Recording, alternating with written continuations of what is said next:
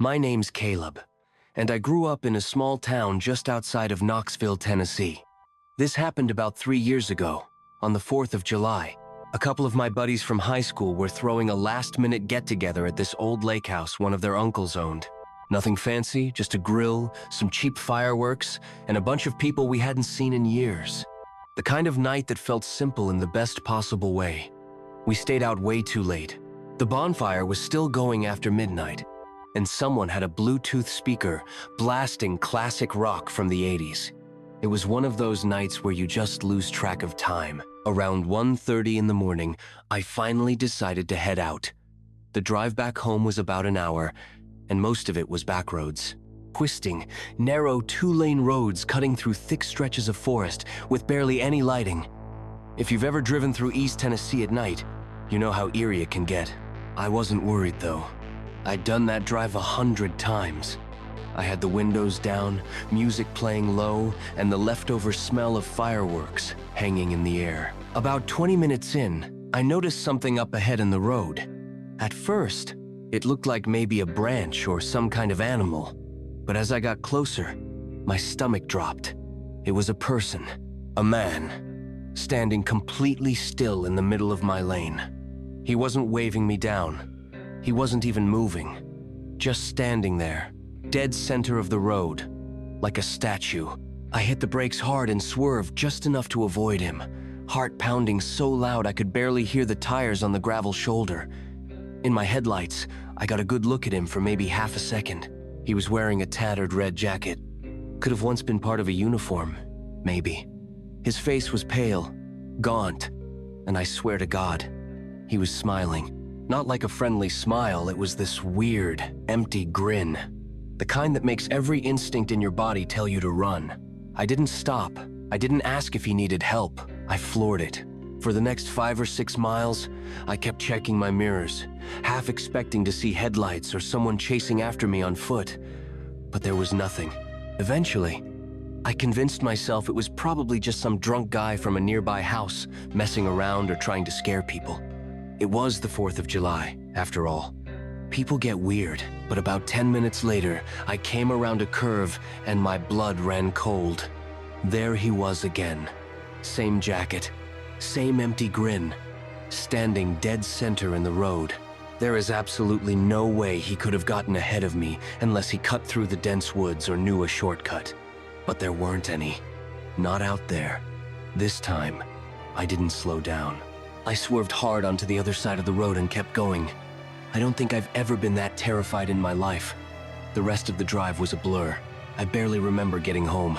I just know that when I pulled into my driveway, I sat there for a good 10 minutes, doors locked, too scared to even get out of the car. I didn't sleep that night, and I never told anyone about it. Not until now. I've driven those same roads dozens of times since, but I've never seen him again. The weirdest part, though, came a couple of weeks later. I was at a gas station near my house, and the old guy behind the counter was making small talk about the 4th of July. I half joked and asked him if anyone else had reported seeing weird stuff out on those back roads that night. His face went pale. He asked me, dead serious, was it a man in a red jacket? I didn't say anything, just nodded.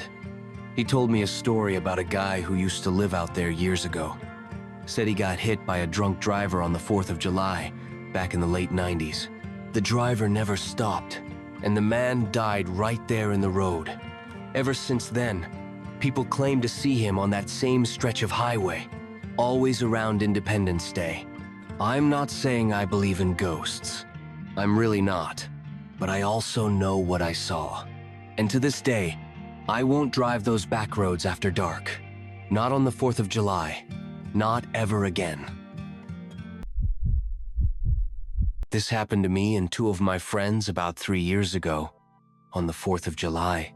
I haven't told too many people about it because, honestly, it sounds made up even to me. But it's one of those stories that sticks with you whether you want it to or not. So, every summer, my buddy Alex rents out this small lakefront cabin about an hour outside of town. Nothing fancy, one of those cheap Airbnbs with mismatched furniture, a barely working grill, and one of those janky above-ground pools. But the spot had one huge selling point: no neighbors for miles, which made it perfect for drinking, being reckless, and not having to worry about noise complaints. That year, it was me, Alex, and our other friend Connor. The plan was simple: head up there early on the 4th, get the grill going, drink until the fireworks started, and then pass out under the stars like we were 13 again. No phones, no responsibilities, no one bothering us. We got there around noon, and everything was totally normal. It was humid as hell, and the bugs were relentless. But the lake was calm and the vibe was perfect. We set up the speakers, started drinking, and by sundown, we were all pretty hammered. Now here's where things get weird. Somewhere around 9:30, Connor decided he wanted to shoot off fireworks by the water. None of us had actually bought any, but he swore he saw some on the porch earlier in the day. So, we all go out back to help him look, and sure enough, there's this small, unopened box sitting by the door. None of us remembered buying them. The listing for the Airbnb specifically said no fireworks, but we chalked it up to maybe the owner leaving them behind for renters. Dumb idea, but you know how it is when you've been drinking. The weird thing was, the box wasn't labeled, just a plain beat-up cardboard box with duct tape across the top. No brand name, no safety instructions, nothing. At this point, any sober person would have left it alone. But of course, we weren't sober.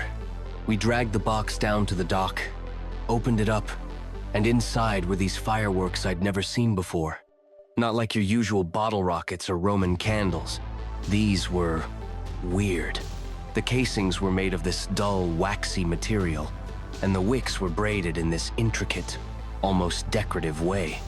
Alex said they looked handmade, and I remember Connor joking that we'd probably blow ourselves up. But we set one up anyway. Connor lit it and ran back, and when it went off, it didn't make a sound. I swear to God, it shot up into the air, exploded into this deep, bluish-green color, and then instead of crackling or whistling, it just hummed. A low, vibrating hum that you could feel in your chest. Like when you stand too close to a subwoofer at a concert, and the whole sky turned that same weird color for a split second. I know how that sounds, but I'm telling you, it wasn't normal. After a few seconds, everything went dark again. No smoke, no smell, no leftover debris. Just total, unnatural silence. Even the crickets and frogs around the lake went dead quiet. That was the part that really freaked me out. Connor started laughing, saying it was the quietest firework ever, but Alex and I weren't laughing. I remember looking around and realizing how still everything was. The air felt heavy, like the pressure dropped all at once. That's when we noticed the light. Off in the woods, maybe 50 yards from the edge of the dock, there was this soft, flickering glow, like someone walking around with a lantern. It moved slowly between the trees toward us. Now, there was no one else out there. We knew for a fact there wasn't a single other cabin within miles. The road leading in was one way in, one way out, and we hadn't seen a single other car all day. We all froze, and for a second, no one said anything. Then Alex whispered, "Did one of you guys leave a fire going?" Neither of us had. The light kept moving closer. Not fast, just steady. And then it stopped. Stayed in one spot behind this tree line, maybe 20 yards away. I remember Connor yelling out something like, "Hey man, private property." No answer. That's when the humming came back. Not from the sky this time, but from the woods, from where the light was. This deep, bassy vibration that made the dock planks rattle under our feet. And then I swear on everything, the light split into two. Like a second one appeared right beside it, and then a third. They started moving, circling the edge of the woods, surrounding us. I don't know what snapped in us, but all three of us bolted back to the cabin, locked the doors, turned off all the lights. None of us had cell service out there, and the landline inside was dead. We sat in the dark for what felt like hours, hearing nothing but that low hum in the distance. At some point, it stopped, And we must have passed out from exhaustion because the next thing I remember was waking up on the floor of the living room to daylight streaming in through the window. Everything was normal. No lights, no sound, no weird feeling in the air. The box of fireworks was gone, like it had never been there. We checked the dock, the woods, the road. Nothing. No tire tracks, no footprints, no signs anyone else had ever been out there. We packed up and left without even cleaning the place. Haven't been back since. I know how this sounds. Believe me, I do. But all three of us remember it the exact same way. And none of us have any explanation for what we saw or what we heard that night. I've thought about it every 4th of July since. And every year, without fail, I get a text from an unknown number. It just says, "Light one for us." Every single year. It was a Tuesday night when it happened. The kind of night where the streets were deserted, and you could almost feel the weight of the world pressing down in the silence. I had just finished my shift at the local diner, a regular stop for late-night truckers and people coming back from work, nothing unusual. I remember checking my phone as I walked toward my car. 1:45 a.m. The air was still, almost suffocating, and there wasn't a soul in sight, except for one figure standing under the dim streetlight across the lot.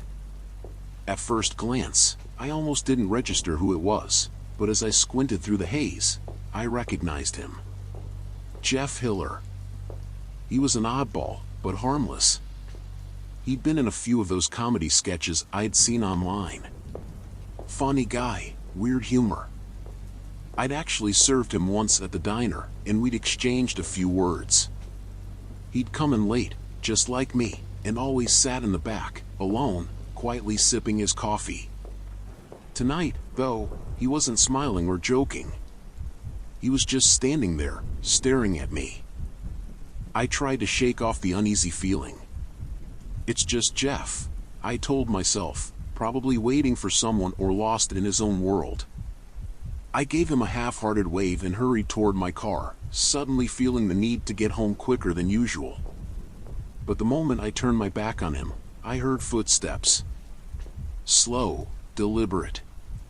They weren't fast enough to be chasing, but just close enough to keep me on edge.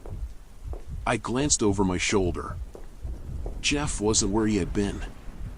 He was moving toward me, his eyes locked on mine, expressionless. I fumbled for my keys, cursing under my breath. There was no reason for me to be this nervous. I knew him. He was a public figure, for God's sake. Yet, something about the way he was moving, so deliberate, like he had all the time in the world, made my pulse race. When I finally unlocked my car and jumped inside, I felt a rush of relief. I quickly locked the doors and looked back to see if he was still following. Jeff was standing just a few feet away, but this time, he wasn't alone.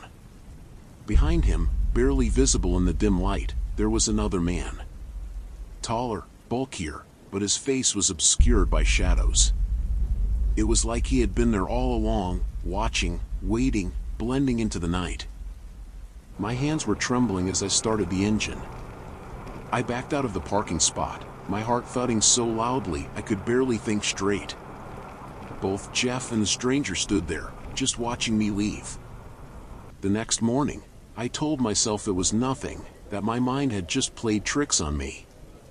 But when I got to work, I couldn't shake the feeling that something was off. A few of my coworkers were talking about someone getting mugged in the area last night, but the details didn't make sense. No one had seen Jeff Hiller. No one even mentioned him. To this day, I can't explain what I saw. Whether Jeff was involved, or if he was just another victim, I'll never know. But every time I see him on TV now, that night comes rushing back to me, the way he stood there, the stranger lurking behind him. And I wonder, was it really him at all? Or was I just in the wrong place, at the wrong time? It started with a glitch. Not the usual kind, like a lag in a video game or a buffering wheel on my streaming service. This one was different. I noticed it when I was editing a video late at night, headphones on, completely absorbed in my work. It was a typical vlog, nothing fancy, just me walking through the city, talking about my day. As I scrubbed through the footage, I saw it. A flicker. In the corner of the screen, just a frame or two. I rewound it, half expecting it to be a trick of the light, but it wasn't. There was something there, someone. At first, I thought it was a reflection. I had filmed in front of a glass building, so maybe it was just a passerby. But when I slowed the footage down, my blood ran cold. It wasn't a random person. It was me. Another version of me, just standing there, staring, not moving, not blinking, just watching. I froze, my hand still gripping the mouse, my eyes locked on the screen. My heart raced, but I couldn't look away. There I was, in the corner of the frame, not part of the footage I had filmed, but standing in the background, out of place, out of time. I had no memory of seeing anyone like that while I was filming. No one had stopped me, no one had stared like that. I would have noticed, right? For the next few hours, I tried to convince myself it was an error, a digital artifact, maybe. I replayed the clip over and over, zoomed in, adjusted the lighting. But the more I tried to rationalize it, the more it unnerved me. The other me didn't move. It was like watching a paused moment in a movie that wasn't meant to be. Things got worse the next day. I couldn't shake the feeling that I was being watched. Not in a paranoid way, but something deeper, more primal. Whenever I glanced at my reflection, on my phone, in windows, mirrors, I half expected to see the other version of myself lurking, just like in the footage. That night, I couldn't sleep. The glow of my laptop was the only light in the room. I decided to go through my footage again, thinking maybe I had missed something, anything that could explain what I had seen. But when I opened the file, it was gone. The footage had changed. The moment I saw that other me had disappeared, replaced by normal, uneventful clips. It was as if it had never been there. I wasn't going crazy. I knew what I saw. But now, there was no proof. That's when I noticed it. My reflection in the laptop screen, faint but unmistakable. It wasn't copying my movements. I leaned closer, holding my breath. My reflection stared back, emotionless, unblinking. And then, it smiled.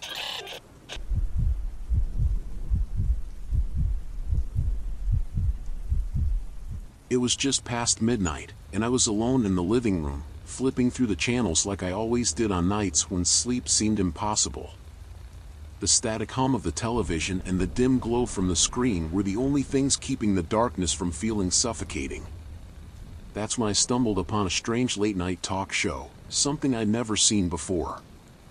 The host, a sharp-dressed man with a smile that felt too wide, too polished, was mid-conversation with a guest. But the atmosphere was off.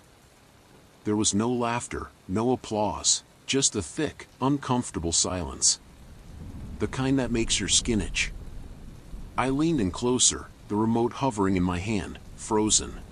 The guest, a woman, pale and nervous, kept glancing off screen, as if she were being watched. The host, on the other hand, was calm, unnaturally so. His eyes seemed to bore through her, and something about his presence made the hairs on the back of my neck stand up. "Do you believe in fate?" the host asked suddenly, his voice soft but commanding, as though he was speaking directly to me. I shifted in my seat, feeling exposed. The woman on screen hesitated, glancing down at her trembling hands. "Sometimes." "I do," she whispered, her voice barely audible. The host leaned forward, his grin widening. "You should.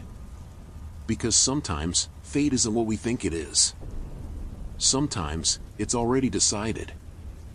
I don't know why, but my heart raced as though I were part of the conversation.